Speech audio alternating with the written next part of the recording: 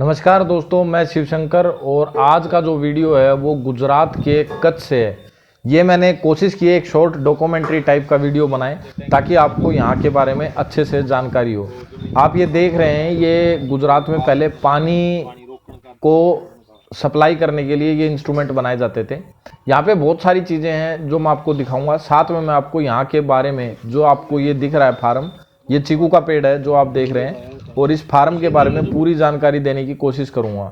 यहाँ पे किस किस तरह के पशुओं को पाला जाता है, कैसे उनका मैनेजमेंट किया जाता है, किस तरीके से उन्हें रखा जाता है, इन चीज़ों के ऊपर भी आज चर्चा होगी। साथ में गुजरात में पशुपालन कैसी व्यवस्था है या किस तरीके से की जाती है, उन सभी बातों के ऊपर आज का वीडियो होगा। तो दोस्तों, मैं आपको बताता हूँ कि अगर हम अर्थव्यवस्था के बारे में बात करें तो गुजरात के कच्छ की अर्थव्यवस्था पशुपालन दूसरे नंबर पे आता है। पहले नंबर पे खेतीबाड़ी और दूसरे नंबर पे पशुपालन आता है।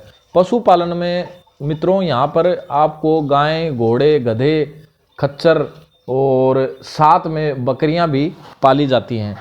लेकिन जो मुख्य रूप से अपन आज डिस्कस करेंगे वो है बन्नी भैंस, यानी बन्नी नस्ल की भैंस जो फेमस है।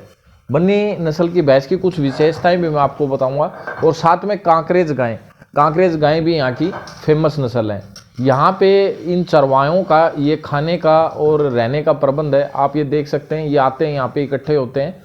ये किसी का फार्म है। आज का जो वीडियो है ये मुंद्रा जो शहर है उससे 1.5 किलोमीटर दूर खारी मीठी रोड के ऊपर ये एक फार्म है किसी पटेल का।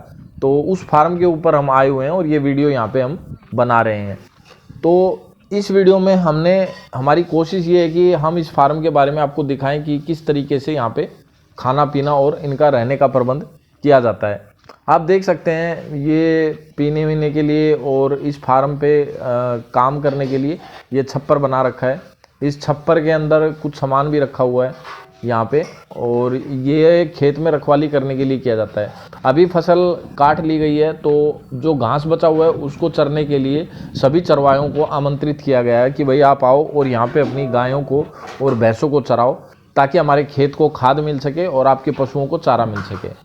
चारे की बात आई तो एक विशेष बात मैं आपको बताता हूँ। जो कच्छ का एरिया है ये सूखा प्रभावित एरिया है। यहाँ पे पानी की बहुत कमी रहती है। इस वजह से यहाँ पे चारे की भी समस्या होती है। चारे के लिए यहाँ के लोगों को एक बेल्ट है जहाँ पे पानी रहता है, तो उसी क्षेत्र में घास फूस और आपको चरने के लिए सामान मिल जाता है, लेकिन वो पर्याप्त नहीं होता। तो बाहर से इन्हें पराली या और कुछ खाने पीने के लिए मंगाना पड़ता है। ये आप देख रहे हैं कांकरेज गाय हैं। यहाँ पे आपको देसी कांकरेज और मिक्स मिलेंगी। कुछ गिर गायें भी अब यहाँ पे पालन में आई हुई हैं। जर्सी भी लोग पाल रहे हैं दूध की खपत पूरी करने के लिए। जिस तरीके से आप देख रहे हैं कि भाई जो अडानी, जिंदल और कुछ बड़ी बड़ी कंपनियां कच्छ की तरफ आकर्षित हुई हैं, जिससे क्या हो रहा है, गुजरात के कच्छ में लोगों का आना जाना बढ़ गया है और गुजरात की पॉपुलेशन बढ़ गई है। रीज़न माइग्रेशन बहुत हो रहा है। बाहर के लोग गुजरात के अंदर आकर रह रहे हैं क्योंकि उन्हें यहाँ पे ज़्यादा रोजगार मिल रहा है। इसमें गुजरात गवर्नमेंट की काफ़ी अच्छी पॉलिसी है जिसकी वजह से यहाँ पे रोजगार जनरेट हो रहा है। रीज़न क्या है, यहाँ पे गुजरात गवर्नमेंट ने टैक्स फ्री कर रखा है इंडस्ट्री को, जिसकी वजह से यहाँ पे इंडस्ट्री आती हैं। तो यहाँ पे पहले बहुत सारी जगह खाली पड़ी थी जहाँ पे अभी बहुत सारी कंपनियाँ आ गई हैं अच्छी अच्छी, और जिसके अंदर बहुत रोजगार है। और रोजगार है तो लोग भारत के ही हैं, तो जो रहने वाले भारत के हैं उनका खाना पीना शाकाहारी है, तो जो अपने खाने में दूध का इस्तेमाल ज़्यादा करते हैं, तो दूध के लिए गाय और भैंसों की बहुत विशेष ज़रूरत रहती है। तो इस वजह से यहाँ पे पशुपालन का जो उद्योग है अब अच्छे से फल फूल रहा है, क्योंकि लोगों को दूध का उचित मूल्य मिलने लग गया है। पहले लोग सिर्फ सरकारी डेयरियों के भरोसे रहते थे, अब लोग अपना दूध है जो बाज़ारों में बेचते हैं। मुंद्रा शहर है, गांधीधाम है, अंजार है, ऐसे बड़े बड़े शहर हैं जिनमें बहुत सारी बाहर की पॉपुलेशन आके रह रही है। मुंद्रा और गांधीधाम के अंदर 2 पोर्ट हैं। गांधीधाम के अंदर कांडला पोर्ट है जो सरकारी पोर्ट है, जहाँ पे बहुत सारी लेबर और बहुत सारे बाहर के आदमी आके काम करते हैं, और इसी तरीके से मुंद्रा पोर्ट है मुंद्रा पोर्ट में भी बहुत सारे बाहर के आदमी आके रहते हैं। तो अगर पॉपुलेशन की बात करें तो मेरे को कुछ फिक्स नहीं पता है, लेकिन मोटा मोटा मैं आपको बता देता हूँ कि 1.5 से 2 लाख जनता जो है वो खाली पोर्ट के ऊपर, मुंद्रा पोर्ट के ऊपर निर्भर है। और उसके अलावा जो बाहर आदमी रहते हैं, किसी ने अपना टायर पंचर की दुकान कर रखी है, किसी ने कुछ, ऐसे बहुत सारी छोटी छोटी दुकानें हैं। तो इस तरीके से यहाँ पे अच्छा काम विकसित हो गया है। तो पशुपालन की एक अहमियत हो गई है, क्योंकि दूध की जितनी डिमांड होती है तो पशुपालन भी उसके अंदर अहम हो जाता है, जिससे 2 फायदे होंगे।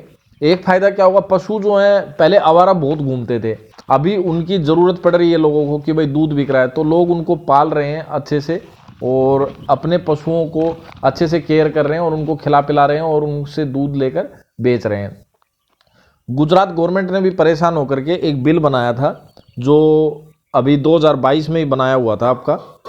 गुजरात गवर्नमेंट ने क्या किया था उसके अंदर कि भाई जो आवारा पशु है ना, उनको बाहर घूमने ना दिया जाए, ज़्यादा उनको रोक दिया जाए।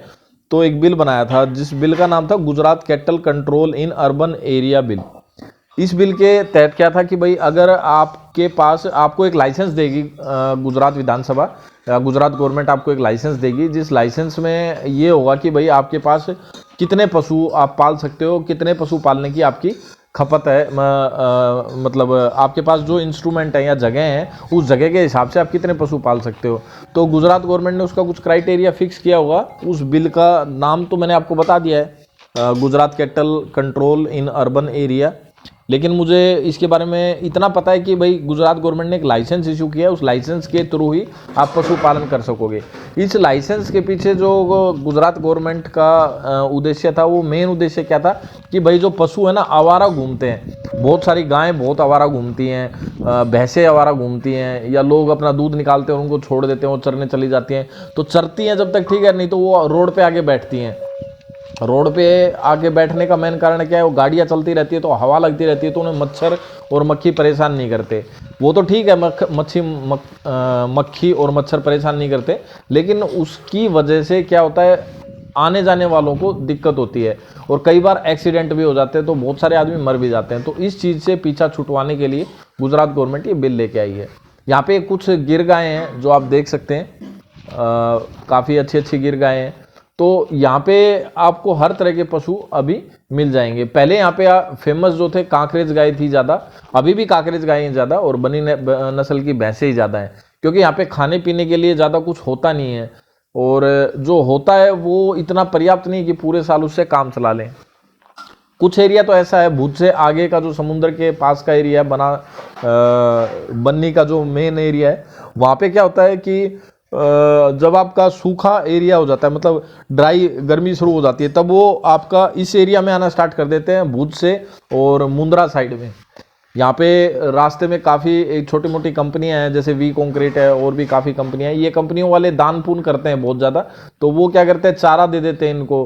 अडानी भी कुछ चारे का प्रबंध करता है कि भाई हम इनको चारा दें, कुछ संस्थाएं मिलकर के चारा का प्रबंध करती हैं। तो इस तरीके से इनका काम चल जाता है। ये चारा बाहर के स्टेट से या फिर कुछ पशुपालक या जो खेतीबाड़ी वाले लोग हैं, वो इस चारे को सिर्फ इसलिए लगाते हैं क्या, ताकि इनसे बेचकर वो अपना गुजारा कर लें, तो उनका भी काम चल जाता है साथ में। तो इस तरीके से यहाँ का पशुपालन चलता है।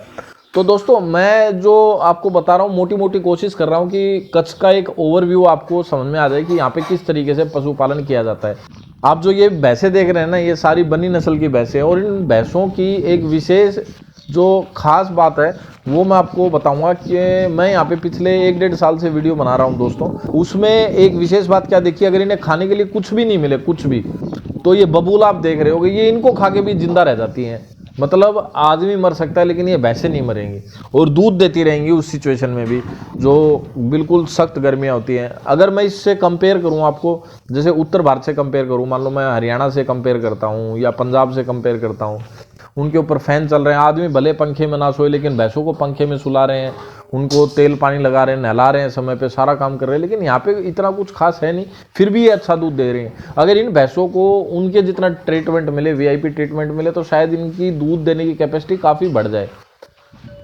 और भी छोटी मोटी बातें हैं यहाँ पे आपको देखने के लिए जो काफ़ी इंटरेस्टिंग होंगी।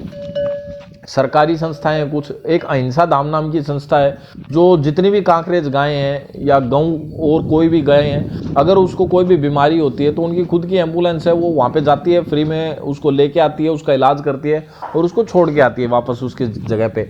और अगर मान लो कोई आवारा पशु है, उसको कुछ लग गई चोट, तो उसको लेके आएगी, उसका पालन करेगी, उसको सही इलाज करेगी उसका, और फिर उसको भी वापस से छोड़ देगी या फिर वो अपने पास रखेगी संस्था में। तो ऐसी बहुत सारी संस्थाएं आपको मिल जाएंगी यहाँ पे। देखने के लिए, एडवेंचर करने के लिए भी बहुत अच्छी जगह है ये। और अगर आप पशुपालन से संबंधित इंटरेस्टेड चीज़ें देखना चाहते हैं तो यहाँ पे आपको एक बन्नी नस्ल और कांकरेज गाय का एक ऐसा एग्जाम्पल मिलेगा, आपको पूरे इंडिया में शायद कहीं ना मिले। तो इतना सूखा एरिया होने के बाद भी दूध का बिजनेस इतना अच्छा होना कोई छोटी बात नहीं है। तो दोस्तों, आज का वीडियो आपको कैसा लगा हमें कमेंट करके ज़रूर बताएं। आज की वीडियो में मैंने कोशिश की है कि सारी महत्वपूर्ण जानकारी आपको दे सकूं। तो कच्छ के बारे में जितनी मेरी नॉलेज थी या जितना मेरा सामर्थ्य था वो मैं आपको दे सका। अगर इसमें कोई गलती हो या कमी हो तो आप हमें कमेंट करके बताएं, ताकि अगले वीडियोज़ में हम उसे सुधारने की कोशिश करें। जो हमने देखा, जैसा देखा वैसा हम आपको बता रहे हैं। तो धन्यवाद दोस्तों। अगर वीडियो आपको अच्छा लगा तो कमेंट करें, शेयर करें, सब्सक्राइब करें हमारा यूट्यूब चैनल रिच फार्मिंग। हाय।